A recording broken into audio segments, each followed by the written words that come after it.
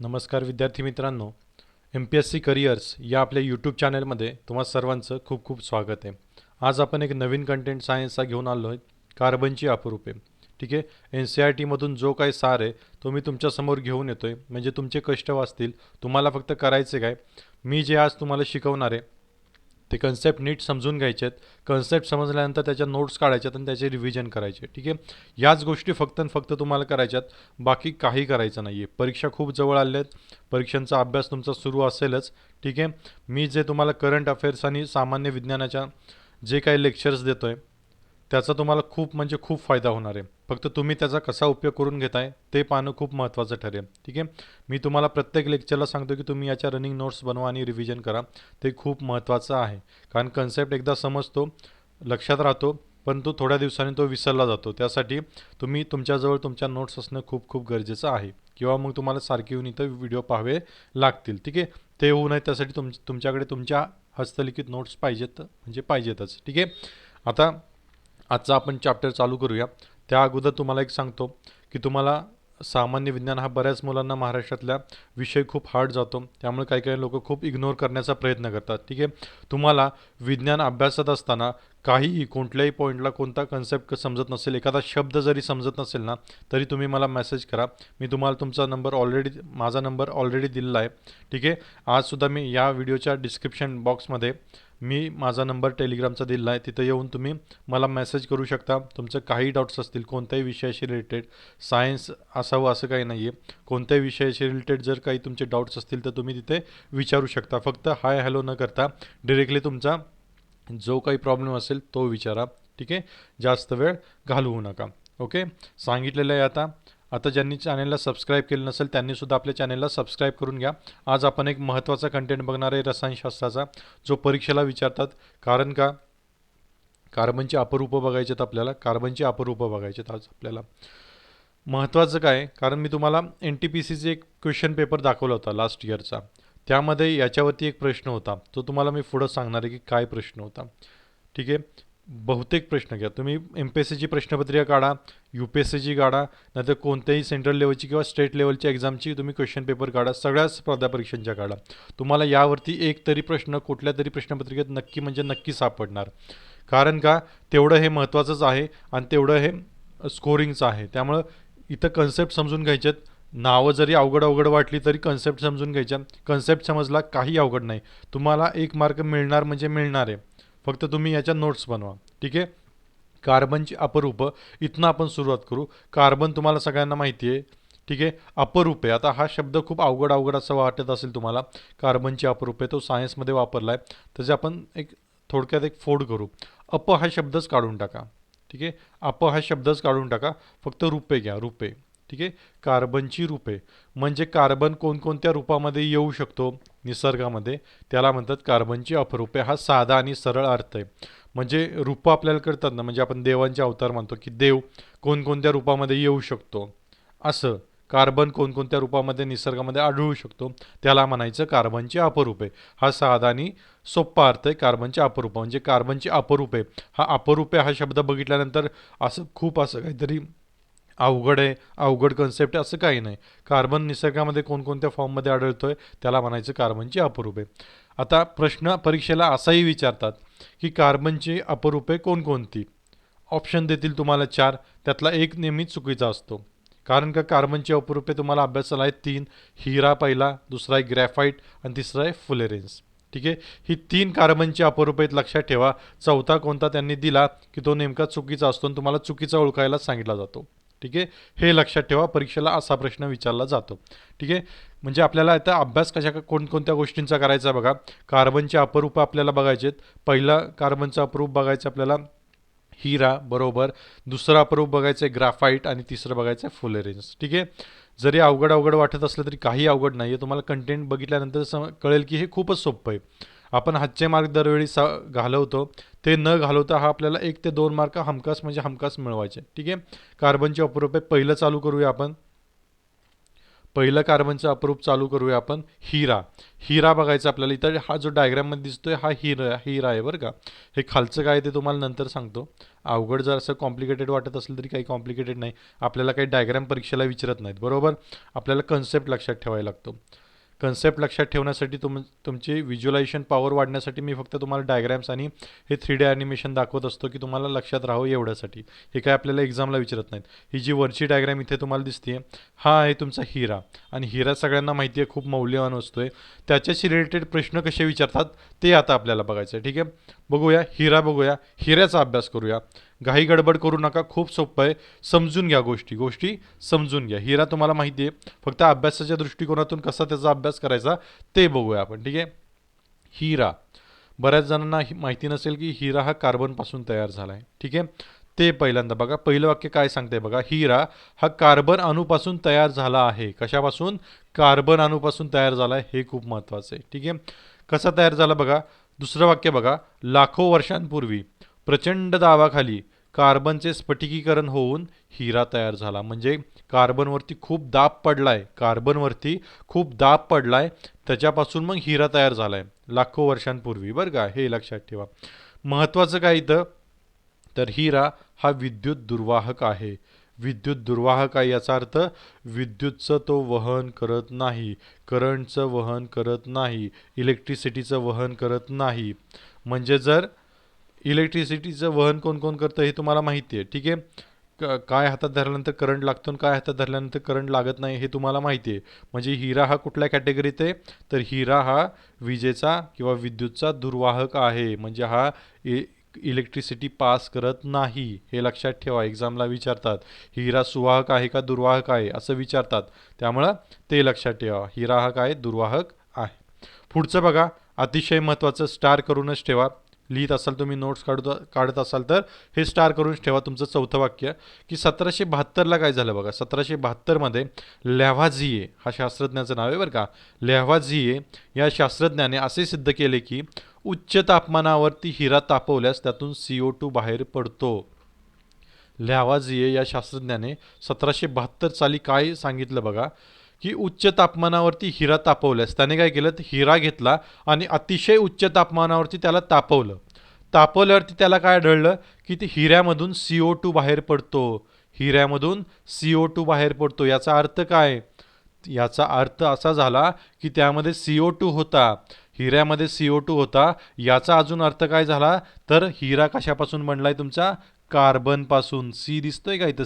CO2 मध्ये carbon आहे ना. CO2 मध्ये कार्बन आहे, हेच त्याने शोधलं. लक्षात घ्या. 1772 साली लॅव्हाझिये या शास्त्रज्ञाने काय सांगितलं, त्याने हिरा घेतला आणि अतिशय उच्च तापमानावर तो तापवला. त्याला काय आढळलं? त्याला असं आढळलं की हिऱ्यामधून CO2 बाहेर पडतोय, कार्बन डायऑक्साईड. जर हिऱ्यामधून CO2 बाहेर पडत असेल तर याचा अर्थ हिऱ्यामध्ये CO2 आहे. याचाच अर्थ हिरा कशापासून बनला आहे? तुमच्या C पासून. म्हणजेच कशापासून? कार्बनपासून. म्हणजे लक्षात घ्या, परीक्षेला हिऱ्यासंबंधी, हिऱ्याच्या प्रयोगांसंबंधी काहीही विचारलं तर या शास्त्रज्ञाचं नाव डोळे झाकून लिहायचं. ज्या शास्त्रज्ञाचं नाव आहे लॅव्हाझिये. ही तुम्हाला ट्रिक सांगतोय. परीक्षेला हिऱ्याच्या प्रयोगांविषयी काहीही प्रश्न आला तर लॅव्हाझिये या शास्त्रज्ञाचं लिहायचं, कारण याने याच्यावरती बरंच काम केलेलं आहे. ठीक आहे, लक्षात राहिलं? नोट डाऊन करा, स्टार करा. पुढं जाऊया आपण. पुढचं वाक्य काय लिहिलंय बघा. हिऱ्यावर आम्ल व आम्लारी यांचा काहीही परिणाम होत नाही. नाही म्हणतोय मी. ठीक आहे, आम्लाचाही परिणाम होत नाही हिऱ्यावरती आणि आम्लारीचा किंवा अल्कलीचाही परिणाम होत नाही हिऱ्यावरती. हे लक्षात ठेवा. ठीक आहे, कृत्रिम हिरा. कृत्रिम हिरा हा शब्द तुम्ही बऱ्याच वेळेला ऐकला असेल, पेपरमध्ये सुद्धा, क्वेश्चन पेपरमध्ये सुद्धा ऐकला असेल. तो काय तो आपण बघून घेऊया. काय लिहिलंय बघा.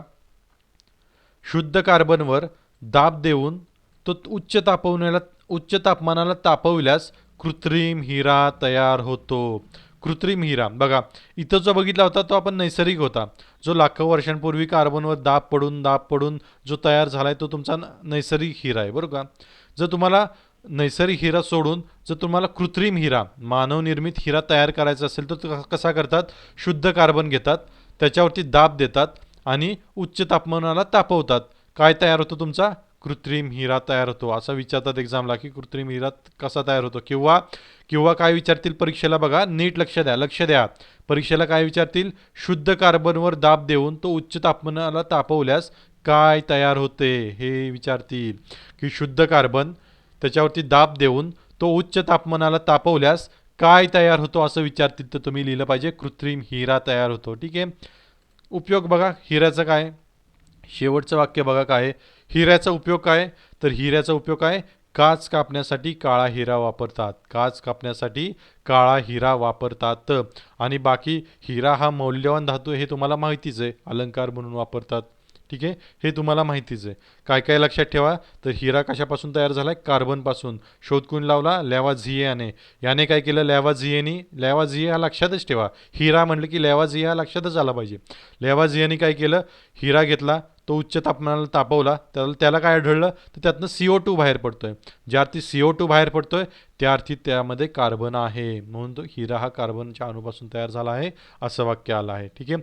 लाखो वर्षांपूर्वी प्रचंड दाबाखाली कार्बनचे स्फटिकीकरण होऊन हिरा तयार झाला आहे.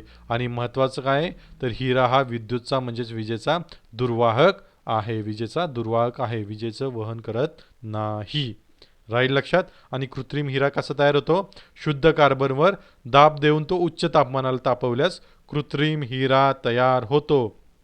राहील लक्षात. खूप म्हणजे खूप महत्त्वाचं आहे, हिऱ्यावरती प्रश्न विचारतात एक्झामला, त्यासाठी नोट डाऊन करून ठेवा, समजून घ्या आणि रिव्हिजन करा. ओके. पुढचं बघूया आपण. हे झालं पहिलं अप्रूप तुमचं. हे काय झालं तुमचं, पहिलं अप्रूप झालं. आता दुसरं बघूया. हे आपण पहिलं अप्रूप बघितलं हिरा. आता काय बघायचं आपल्याला, दुसरं कार्बनचं अप्रूप बघायचं आहे, ग्रॅफाईट. हे जे खाली फिरतंय हे आहे ग्रॅफाईट. ते बघू आपण, काळ्या रंगाचं आहे. काय आहे ग्रॅफाईट बघा. तुम्हाला ही ग्रॅफाईट माहिती आहे बरं का, फक्त माहीत नसतं की हेच म्हणून ग्रॅफाईट आहे असं माहीत नसतं. आपण हे बऱ्यापैकी ग्रामीण भागात तरी मुलांनी बऱ्यापैकी बघितलं असतं ग्राफाईट. ग्रॅफाईट बघा काय, ग्रॅफाईट राखाडी काळ्या रंगाचा चमकणारा स्फटिकी पदार्थ आहे. बघा राखाडी आहे का इथं, इथं बघा डायग्रॅममध्ये राखाडी काळ्या रंगाचा चमकतोय का, चमकतोय सुद्धा, ह्याला चमक सुद्धा असते. असा हा स्फटिकी पदार्थ आहे ग्रॅफाईट. हा ग्रॅफाईट आहे. ठीक आहे. ग्रॅफाईट उष्णता व विजेचा सुवाहक असतो. परीक्षेमध्ये याच्यावरती बऱ्याच वेळा प्रश्न विचारला आहे बरं का, बऱ्याच वेळा प्रश्न विचारून झाला आहे आत्तापर्यंत, की ग्रॅफाईट हा उष्णता आणि विजेचे सुवाहक असतो. हे एक वेगळेपण आहे बरं का. कारण तुम्ही कार्बनची जी अप्रूपं बघितली, पहिला बघितला हिरा, बरोबर, पहिला हिरा, इथं काय लिहिलंय, विद्युतचा दुर्वाहक आहे. दुर्वाहक हा उष्णतेचं आणि विजेचं वहन करत नाही, हे लक्षात ठेवा. पण ग्राफाईटचं हेच वेगळेपण आहे, की ग्राफाईट उष्णतेचं सुद्धा वहन करतो. ग्राफाईट उष्णतेचे सुद्धा वहन करतो आणि विजेचे सुद्धा वहन करतो. ग्राफाईट हा उष्णता आणि विजेचे सुवाहक आहे, हे स्टार करूनच ठेवा. एक्झामला 100% म्हणजे 100% विचारतात. विज्ञानाचा जर पेपर असेल आणि त्याला जर कार्बनच्या अपरूपावरती एक्झामिनरला प्रश्न विचारायचा असेल तर तो ग्राफाईटवरतीच विचारतो. कारण का, तर ग्राफाईटमध्ये हे वेगळेपण आहे. ग्रॅफाईट उष्णता आणि विजेचे सुवाहक आहे, तो उष्णता आणि विजेचं वहन करतो. त्यामुळे हे वेगळेपण आहे त्याचं ग्रॅफाईटचं. त्यामुळे याच्यावरती प्रश्न विचारतात हमखास. तुम्ही जुने क्वेश्चन पेपर काढून बघा, याच्यावरती तुम्हाला प्रश्न निश्चितपणे सापडेल. ठीक आहे. लक्षातच ठेवा, स्टार करूनच ठेवा, की ग्रॅफाईट हे उष्णता आणि विजेचे सुवाहक आहे, वहन करतोच करतो. लक्षात राहील. पुढे बघा, शिसपेन्सिलमध्ये ग्रॅफाईट वापरतात. शिसपेन्सिल तुम्ही बघितलं असेल, त्याला टोक केलं आपण ज्याने लिहितो ना काळ्या रंगाचा असतं आतमध्ये शिसपेन्सिलमध्ये, तो असतो ग्रॅफाईट. म्हणून म्हटलं ग्रॅफाईट आपल्याला माहितीच असतो, शिसपेन्सिलमध्ये असतो ग्राफाईट काळ्या रंगाचा, तुम्हाला माहिती आहे. वंगण माहिती आहे तुम्हाला, वंगण. ठीक आहे. ल्युब्रिकंट म्हणून वंगणाचा उपयोग करतात. ठीक आहे. स्मूथली पदार्थ चालण्यासाठी. किंवा बैलगाड्या ज्यांनी बघितल्या असतील, बैलगाड्याला वंगण दिलं जातं, त्या चाकाला वंगण दिलं जातं की चाक विना अडथळा फिरावं, फास्ट फिरावं म्हणून वंगण दिलं जातं. वंगण माहिती आहे काळ्या रंगाचं असतं. वंगण म्हणून पण ग्राफाईटचा वापर करतात. वंगणामध्ये काय असतं, ग्राफाईट. शिसपेन्सिलमध्ये काय असतं, ग्राफाईट. वंगणामध्ये काय असतं, ग्राफाईट. हे लक्षात ठेवा. शिसपेन्सिलमध्ये ग्राफाईटचा उपयोग करतो आपण ज्याने लिहितो ना काळ्या रंगाचं असतं शिसपेन्सिलमधलं, ते असतं ग्राफाईट. आणि वंगणामध्ये सुद्धा काय असतं, ग्राफाईट. ग्रामीण भागातल्या मुलांना वंगण हे काही नवीन नाही आहे, वंगण माहिती असतं. ठीक आहे. ल्युब्रिकंट ज्याला इंग्लिशमध्ये आपण म्हणतो वंगण, वंगणमध्ये सुद्धा काय असतं, ग्राफाईट. ठीक आहे. तुम्हाला हे जे इथे दाखवलं आहे मी, इथं जे तुम्हाला ॲनिमेशन दिसतंय 3D ॲनिमेशन, हे ग्राफाईट आहे. ठीक आहे. हे ग्राफाईट आहे काळ्या काळ्या रंगाचं. याचं स्ट्रक्चर हे असं असतं ग्राफाईटचं. बघून घ्या. हे असं त्याचं स्ट्रक्चर असतं, असं याचं बॉन्डिंग असतं. हे खालचं आहे ग्रॅफाईट, हा वरचा आहे हिरा, वरचा आहे हिरा आणि हा खालचा आहे ग्राफाईट आहे. काळ्या रंगाचं आहे ग्राफाईट आहे. शिस्पेन्सिल आठवली की तुम्हाला कळेल ग्राफाईट, विसरणार नाही तुम्ही. ठीक आहे, असं हे व्हिज्युअलायझेशन करून इमेज 3D ॲनिमेशन बघितलं ना की मग विसरत नाही. ग्रॅफाईट परीक्षेला आलं की तुम्हाला आठवेल की सरांनी आम्हाला 3D डायग्राम दाखवली ती ग्रॅफाईटची. मग ग्राफाईट, शिस्पेन्सिल आणि वंगण हे तुम्हाला कळून जाईल की उष्णता आणि विजेचं सुवाहक असतं, हे सुद्धा लगेच आठवून जाईल ग्रॅफाईट. ठीक आहे, हिरा समजला. ठीक आहे, ग्राफाईट समजला, नोट डाऊन करून ठेवा. आता आपण तिसरा अपरूप बघणार आहे कार्बनचं. हिरा झाला, ग्राफाईट झाला, आता बघायचं आपल्याला फुलेरेन्स बघायचं. आपल्याला फुलेरेन्स बघायचं आहे. बघा फुलेरेन्सचं सुद्धा 3D आपण डायग्राम काढली. हे बघा गोलसारखं एक फुटबॉल असतो ना, फुटबॉल त्यासारखा याचा शेप असतो. ठीक आहे, कोणी शोध लावला बघा, याच्यावरती प्रश्न विचारतात. Richard Buckminster Fuller. Richard Buckminster Fuller या शास्त्रज्ञांनी याचा शोध लावला, म्हणजे याच्या रचनेचा शोध लावला. जी गोलाकार रचना इथे तुम्हाला दिसतीये याचा त्यांनी शोध लावला. म्हणून रिचर्ड बकमिन्स्टर फुलर यांनी केलेल्या गोलाकार रचनेवरून त्याला फुलेरिन्स हे नाव मिळालं. बऱ्याच जणांना कदाचित हे फुलेरिन्स नवीन असेल. काही काहींना हिरा सगळ्यांनाच माहिती असतो, काही काहींना ग्राफाईट माहिती असेल, काही काहींना माहीत नसेल. पण फुलेरिन्स बऱ्याच जणांना नवीन असेल, ज्याला C60 सुद्धा म्हटलं जातं फुलेरिन्सला. तर याची गोलाकार फक्त रचना असते. ठीक आहे, कार्बनच असतो. पण फुलर यांनी याची गोलाकार रचना केली, त्यामुळे याला गोलाकार रचनेचा शोध लावला, त्यामुळे याला फुलेरिन्स, त्यांच्या नावावरून, फुलर हे शास्त्रज्ञाचं नाव आहे, त्यावरून त्यांना नाव मिळालं फुलेरिन्स. लक्षात राहील, फुलेरिन्स असं नाव मिळालं त्याला. ठीक आहे, आता बघा यांनी फक्त गोलाकार रचना दिली, पुढं याच्यावरती काम वेगळ्या शास्त्रज्ञांनी केलं, त्यामुळे त्यांना रसायनशास्त्राचा नोबेल पुरस्कार मिळाला. काय आहे बघा, 1996 1996चे रसायनशास्त्राचे नोबेल पारितोषिक C60 म्हणजेच फुलेरिन्स, या फुलेरिन्सच्या कार्बनी रूपासाठी हेरॉल्ड क्रोटो, रॉबर्ट कर्ल, रिचर्ड स्मॉली या शास्त्रज्ञांना देण्यात आले. हे ज्या 3 शास्त्रज्ञांनी C60 म्हणजे फुलेरिन्सच्या रूपासाठी यांना नोबेल पारितोषिक मिळाले. किती सालचे? 1996 सालचे. आता ही तिन्ही नावं तुम्हाला लक्षात ठेवायची. कसं लक्षात ठेवता ते तुम्ही बघा. यांना C60 म्हणजेच फुलेरिन्ससाठी 1996चं रसायनशास्त्राचं नोबेल पारितोषिक मिळालं आहे. मी परत एकदा शास्त्रज्ञांची नावं सांगतो. हेरॉल्ड क्रोटो, रॉबर्ट कर्ल आणि रिचर्ड स्मॉली या शास्त्रज्ञांना फुलेरिन्ससाठी 1996चं रसायनशास्त्राचं नोबेल मिळाले. पण पहिल्यांदा गोलाकार रचना कोणी सांगितली? रिचर्ड बकमिन्स्टर फुलर याने. आणि या फुलर या शास्त्रज्ञाच्या नावावरून याचं नाव पडलं फुलेरिन्स, C60, हे लक्षात ठेवा. गोलाकार रचना कशी होती? इथं तुम्हाला दिसत असेल बघा, इथं दिसते ना गोलाकार रचना बघा, अशी आहे. 3D डायग्राम तुम्हाला दाखवली आहे मी. ॲनिमेशन बघा, ही आहे तुमचं फुलेरिन्स, कार्बनचं गोलाकार रचना आहे. गोलाकार रचनाचे शोध कोणी लावला, म्हणजे गोलाकार रचना पहिल्यांदा कोणी दिली? फुलर या शास्त्रज्ञाने, त्यामुळे याला म्हणायचं फुलेरिन्स C60. पण 1996चं रसायनशास्त्राचं नोबेल फुलेरिन्ससाठी या 3 शास्त्रज्ञांना देण्यात आलेलं आहे. यांचं नाव लक्षात ठेवा. याचा वापर कशासाठी करतात ना, हे खूप महत्त्वाचं आहे. वापर मुख्यतः कशासाठी केला जातो? तर कंडक्टर म्हणून याचा वापर केला जातो. म्हणजे इलेक्ट्रॉनिक्स माहिती आहे, इलेक्ट्रॉनिक्समध्ये कंडक्टर माहिती आहे तुम्हाला, अतिवाहक, ज्याचा रोध अतिशय कमी असतो आणि इलेक्ट्रॉन्स खूप जोरात वाहतात ना, त्याला म्हणतात अतिवाहक कंडक्टर. याच्यामध्ये याचा फुलेरिन्सचा वापर केला जातो. लिहूनच ठेवा, स्टार करून ठेवा. याचा वापर खूप वेळा परीक्षेला विचारतात. फुलेरिन्सचा वापर कंडक्टर म्हणून केला जातो किंवा अतिवाहक म्हणून मराठीमध्ये त्याला म्हणतात, म्हणून केला जातो. आणि याचं 3D डायग्राम्स लक्षात ठेवा. ठीक आहे, या कार्बनच्या अपरूपावरती एकतरी प्रश्न येतो. एक तर तुम्हाला हिऱ्यावरती, कारण 3च अपरूप आहेत बरोबर, एकतर विचारतील की कार्बनची अपरूपे कोणती, ती तुम्हाला सांगता आली पाहिजेत. हिरा, ग्राफाईट आणि फुलेरिन्स. कोणतं वेगळं दिलं तर ती चूक म्हणून लिहायचं. ठीक आहे, पुढचा प्रश्न एकतर हिऱ्यावरती विचारतील बरोबर, किंवा ग्राफाईटवरती विचारतील. ग्राफाईटवरती विचारायचं झालं तर एकतर शिस्पेन्सिल आणि वंगरमध्ये याचा उपयोग होतो म्हणून विचारतात, किंवा मेजॉरिटी जो आत्तापर्यंत विचारला आहे ना, तो ग्रॅफाईट हा उष्णतेचा सुवाहक आहे का दुर्वाहक आहे असा प्रश्न विचारतील. तिथं फक्त थोडंसं लक्ष ठेवा. ठीक आहे, फुलेरिन्सवरती आत्तापर्यंत कमी प्रश्न आलेत, पण विचारला तर त्याचा उपयोग विचारतील किंवा कोणी शोध लावला हे विचारतील. ठीक आहे, उपयोग लक्षात ठेवा, अतिवाहक म्हणून त्याचा किंवा कंडक्टर म्हणून त्याचा उपयोग केला जातो. डायग्राम लक्षात ठेवा म्हणजे लक्षात राहील. ठीक आहे, पुढं बघूया. पुढं काहीतरी महत्त्वाचे, हे 3 अपरूपं झालेली आहेत आता आपली बघून. आता काहीतरी महत्त्वाचे वायू आपल्याला बघायचे आहेत. पहिला वायू बघायचा आपल्याला हायड्रोजन सल्फाईड वायू, H2S आपल्याला बघायचा आहे.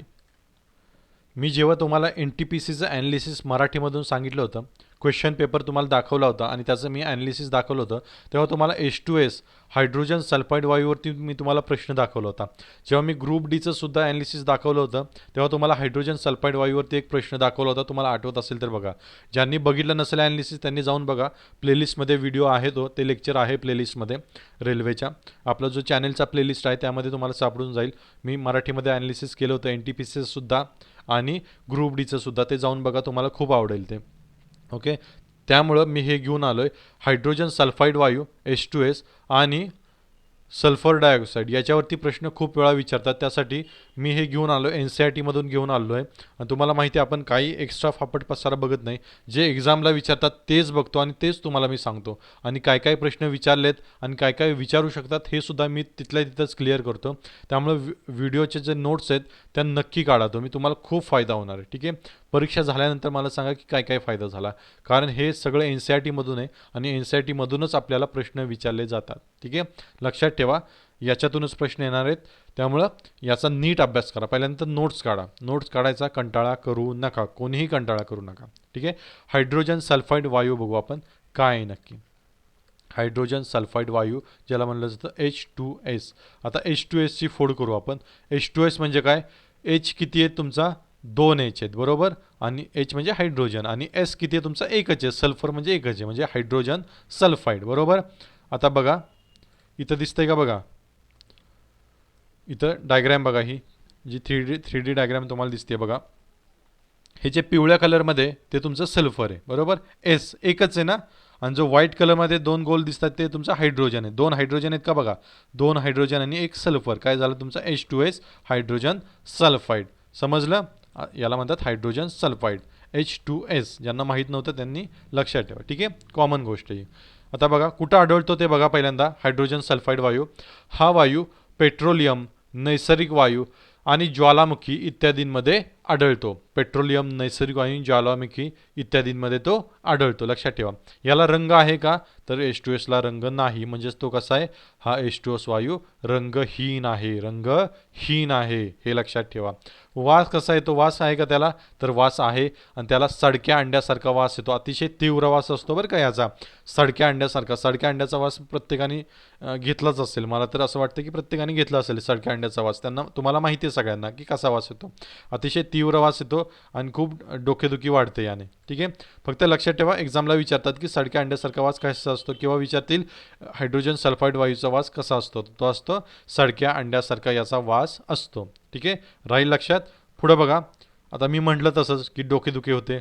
बघा, हा वायू अल्प प्रमाणात जरी हुंगला तरी डोके दुखते बरं का. तरी डोके दुखते, अल्प प्रमाणात जरी हुंगला तरी. बघा, इमॅजिन करून बघा की सडकं अंडं तुमच्यासमोर ठेवलं आणि त्याचा तुम्हाला वास येतोय कंटिन्युअसली आणि तुम्हाला हलतासुद्धा येत नाही आहे, तर काय होईल? काय होईल? तुमचं डोकं दुखणारच आहे त्या वासाने बरोबर. त्यामुळे याचा महत्त्वाचं काय आहे एक्झाम पॉईंट ऑफ व्ह्यूने, तर याचा वास महत्त्वाचा आहे, जो आहे सडक्या अंड्यासारखा H2Sचा. आणि हा थोडा जरी हुंगला ना तरी याच्यामुळं डोकं दुखतं, हे लक्षात ठेवा. आता NTPCला काय विचारलं होतं? तर हे शेवटचं वाक्य विचारलं होतं आणि हे NCERTमध्ये दिलं आहे. इथूनच प्रश्न येतात की चांदीचे दागिने हवेतील अल्पशा H2Sमुळे काळे पडतात. हवेत जो अल्पशा H2S असतो तुमचा, हायड्रोजन सल्फाईड वायू असतो हवेमध्ये बरोबर. जर चांदीचे दागिने तुम्ही जर उघडे ठेवले हवेमध्ये, तर ह्या H2Sमुळं म्हणजेच हायड्रोजन सल्फाईड वायूमुळं तुमचे चांदीचे दागिने जे हवेमध्ये आहेत ते काळे पडायला सुरुवात होते, हे लक्षात ठेवा. आणि हा जो यूज आहे, त्याचा ॲप्लिकेशन आहे की चांदीचे दागिने जे काळे पडतात तुमच्या H2Sमुळं, हे परीक्षेला विचारलं जातं. आणि मी तुम्हाला दाखवला पण होता क्वेश्चन पेपर की हा प्रश्न आलेला आहे. ठीक आहे, त्यामुळे NCERTच्या बाहेर काही विचारत नाहीत आपल्याला, फक्त तुम्ही अभ्यास नीट करा. ठीक आहे, ज्या नोट्स तुम्हाला देतो त्या नीट लिहून घ्या आणि त्याची रिव्हिजन करा. हा प्रश्न विचारला होता बरोबर ना. कुठल्या वायूमुळे चांदीचे दागिने काळे पडतात? कोणत्या वायूमुळे पडतात? हायड्रोजन सल्फाईड वायूमुळे, H2S या वायूमुळे चांदीचे दागिने काळे पडतात. जर चांदीचे दागिने तुम्ही हवेत ठेवले तर हवेत जो H2S असतो, हायड्रोजन सल्फाईड वायू, त्यामुळे चांदीचे दागिने तुमचे काळे पडतात. लक्षात ठेवा. ठीक आहे, आता यामध्ये लक्षात काय काय ठेवताल तुम्ही, तर याचा वास, H2Sचा वास सडक्या अंड्यासारखा आहे, हे लक्षात ठेवा. अल्प प्रमाणात जरी हुंगला तरी डोके दुखते, हे लक्षात ठेवा. आणि महत्त्वाचं सगळ्यात, चांदीचे दागिने हवेतील अल्पशा H2Sमुळे, हायड्रोजन सल्फाईड वायूमुळे काळे पडतात, हे लक्षातच ठेवा. ठीक आहे, लक्षात राहील. पुढे जाऊया आपण. हे खूप महत्त्वाचं आहे बरं का, इग्नोर करू नका, खूप महत्त्वाचं आहे. आणि एक परत एकदा तुम्हाला आठवण करून देतो, तुम्हाला सायन्सच्या रिलेटेड काही प्रॉब्लेम असेल तर माझा नंबर मी तुम्हाला डिस्क्रिप्शन बॉक्समध्ये दिला आहे, टेलिग्रामचा नंबर आहे, तिथे तुम्ही मेसेज करू शकता. ठीक आहे, टेलिग्रामचा नंबर आहे, तिथे तुम्ही मेसेज करा. ओके, काही प्रॉब्लेम येऊ द्या सायन्सचा, एखाद्या शब्दाचा अर्थ जरी कळत नसेल ना तरी तुम्ही तो शब्द मला पाठवा, मी तुम्हाला त्याचं उत्तर नक्की म्हणजे नक्की देईन. ठीक आहे, काही प्रश्न येऊ द्या. तुमचं सिलेक्शन खूप महत्त्वाचं आहे, तुम्हाला सगळ्यांना ह्या वर्षी सिलेक्शन घेऊनच जायचं आहे. कारण का MPSCसुद्धा जागा चांगल्या आहेत आणि महत्त्वाचं म्हणजे रेल्वेच्या सुद्धा जागा खूप म्हणजे खूप आहेत. परत असे चान्स कधी येईल काही सांगता येत नाही, त्यामुळे तुम्हाला यंदाच सिलेक्शन घेऊन जायचं आहे. खूप म्हणजे खूप अभ्यास करा आणि सिलेक्शन घ्याच. ठीक आहे, सगळा डेटा मी तुमच्यासमोर आणतोय, फक्त तुम्हाला काय करायचं आहे, नोट्स काढायच्यात, रिव्हिजन करायची, अभ्यास करायचे. काही डाऊट्स आला तर टेलिग्रामचा नंबर दिला आहे, टेलिग्रामवरती मेसेज करा मला. ठीक आहे, पुढं बघूया आपण. हायड्रोजन सल्फाइड वायू समजला असेल तुम्हाला. आता पुढं जाऊया. Sulphur dioxide SO2, sulphur dioxide म्हणजे मगाशी फोड मी कशी सांगितली होती तशी याची फोडसुद्धा एक सल्फर आहे आणि ऑक्सिजन किती आहेत, 2 आहेत. SO2 एक सल्फर दिसतोय का इथं पिवळ्या कलरमध्ये. ठीक आहे, एक सल्फर दिसतोय, हा आहे तुमचा सल्फर, आणि हा रेडमध्ये दिसतोय तो आहे ऑक्सिजन, आणि हा एक ऑक्सिजन, 2 ऑक्सिजन आणि एक सल्फर, झाला तुमचा SO2, झाला तुमचा SO2, ज्याला म्हणतात सल्फर डायऑक्साईड. सल्फर एक आणि डाय म्हणजे 2, सल्फर डायऑक्साईड, 2 ऑक्साईड आहेत ना त्यामुळे डायऑक्साईड. ओके, बघूया काय काय कुठं सापडतो बघा. पहिल्यांदा सल्फर डायऑक्साईड ज्वालामुखीच्या उद्रेकाच्या भागात तसेच झऱ्यातही सापडतो. एकतर झऱ्यात सापडतो किंवा ज्वालामुखीचा जिथं उद्रेक होतो ना, ज्वालामुखीचा जिथं उद्रेक होतो तिथं हा वायू सापडतो. याला रंग आहे का, यालाही रंग नाही. मागचा जो बघितला होता आपण हायड्रोजन सल्फाइड त्याला सुद्धा रंग नव्हता, यालाही रंग नाही. म्हणजे हा कसा आहे, रंगहीन आहे. म्हणजेच हा कसा आहे, रंगहीन आहे. ठीक आहे, कुठं सापडतो, ज्वालामुखीच्या भागात, आणि हा रंगहीन आहे. आता ह्याचा वास, मागचा जो बघितला होता आपण H2S हायड्रोजन सल्फाइड, त्याला सडक्या अंड्यासारखा वास होता. याला कसा वास आहे SO2ला, याला आहे ठसका आणणारा वास आहे, याला ठसका आणणारे वास आहे बरं का. आणि हा खूप विषारी असतो, येईलच पुढं. हा खूप विषारी असतो, लक्षात ठेवा. वास लक्षात ठेवा, याला कसा आहे, ठसका आणणारा.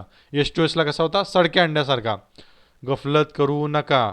आता दोन्ही अभ्यासल्यानंतर तुम्हाला कन्फ्युजन चालू होईल, सडक्या अंड्यासारखा कोणाला आणि ठसका आणणारा का कोणाला.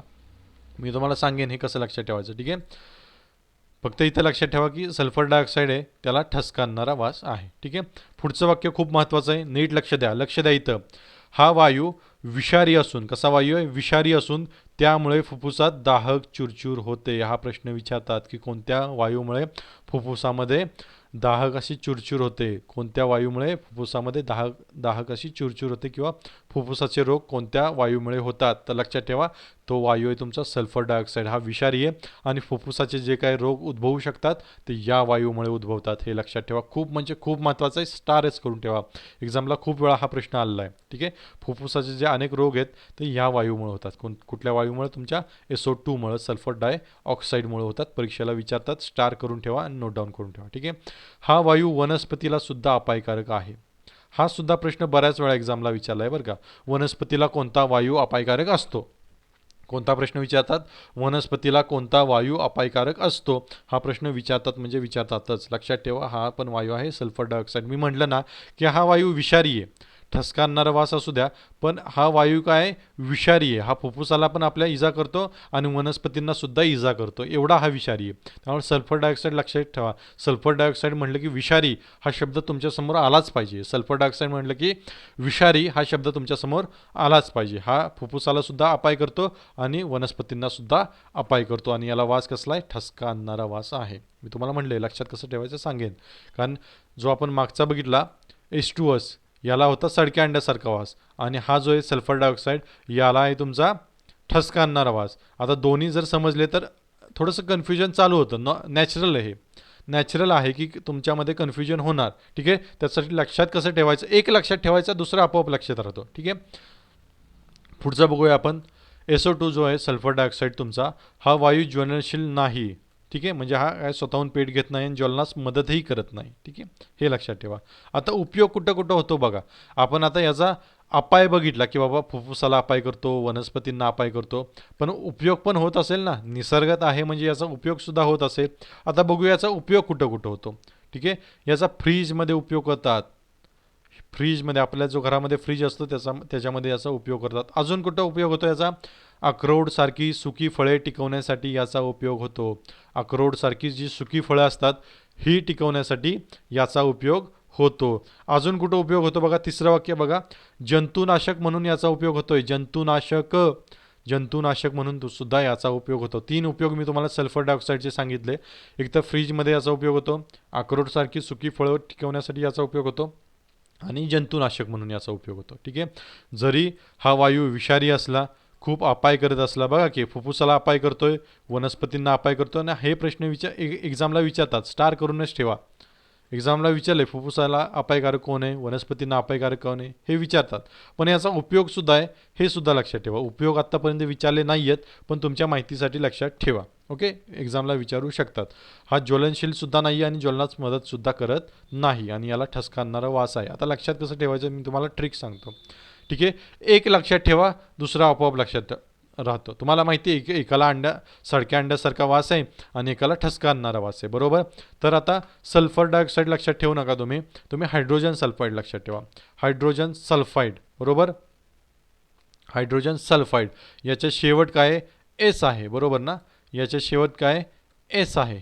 एस दिसला, याच्या शेवट एस आहे. आणि इथं सुद्धा बघा स आहे, सडक्या अंड्यासारखा. स स स असं लक्षात ठेवा. H2S, एस म्हणलं की सडक्या अंड्यासारखा. H2S, बघा इथं एस आहे ना शेवट, इथं एस आहे शेवट. या एस वरनं सडक्या अंड्यासारखा असं लक्षात ठेवायचं. हा लक्षात राहिला तर पुढचं लक्षात ठेवायला काहीच प्रॉब्लेम येणार नाही तुम्हाला. म्हणजे पुढका ठसका आणणार आहे हे लक्षात राहील तुमच्या. ठीक आहे. मी कसं सांगितलं परत एकदा ट्रिक सांगतो तुम्हाला कसं लक्षात ठेवायचं ते. काय सांगितलं मी? H2S आहे ना इथं हायड्रोजन सल्फाईड, शेवट काय आहे? एस आहे. शेवट एस आहे आणि याच्या सुरुवातीला स आहे.